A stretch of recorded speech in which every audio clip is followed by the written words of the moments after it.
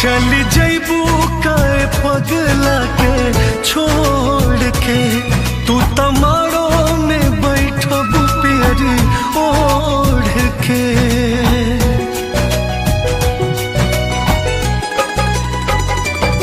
चली जैबू काए पगला के छोड़ के तू तमारो में बैठबू प्यारी ओढ़ के।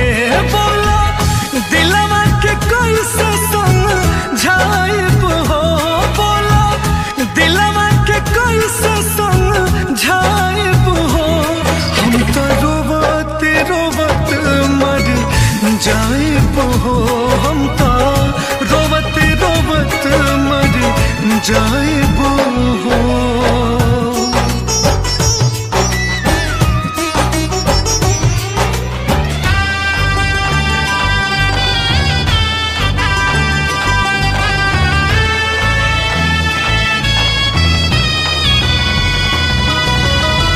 रोकले रोकाई नहीं अखियाँ से लोर हो, तू ससुरा जब जैबू हो। के करा से बोलब के करा से हंसब, हर घड़ी तू ही याद आईबू हो।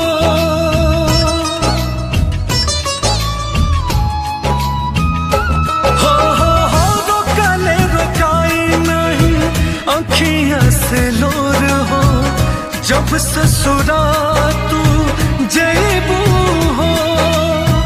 के करा से हंसब के करा से बोलब, हर घर तू ही याद आईबू हो।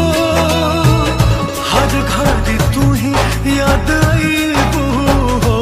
खाना के करा के फोन बाकी आईब हो, खाना के करा के फोन बाकी आईब हो। हम तो रोवत रोवत मरी जाइब हो, हम तो रोवत रोवत मरी जाइब हो।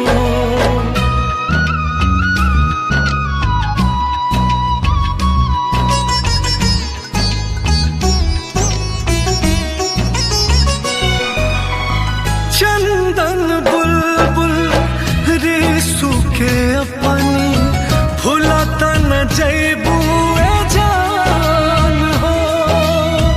दिल ई दुआ देता नीके से रही हा, खुश रखस तोहके भगवान।